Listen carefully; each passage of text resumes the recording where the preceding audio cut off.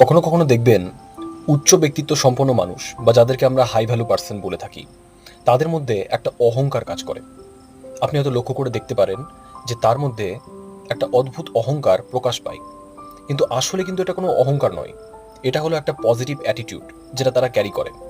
এর কারণ, তারা তাদের পূর্ববর্তী অভিজ্ঞতা থেকে এমন কিছু জীবনে অ্যাচিভ করে ফেলেন যেটা তারা খুব সহজেই হারাতে চান না, এবং তাদের ওপর এতটাই রেসপন্সিবিলিটি বা দায়িত্ব বেড়ে যায় যে তারা চায় যে তাদের পরবর্তী কাজটা যেন আরো গুছিয়ে আরো ভাবনা চিন্তা করে সে প্রেজেন্ট করতে পারে, এবং এর মধ্যে কোনো অন্য ব্যক্তি যেন তার এই পজিটিভ অ্যাটিটিউডটাকে হঠাৎ করে নষ্ট না করে ফেলে, তাই তারা সেটাকে সর্বক্ষণ জাগিয়ে রাখার চেষ্টা করে।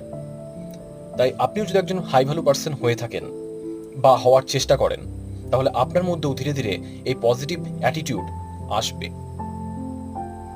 এটা কোনো নেগেটিভ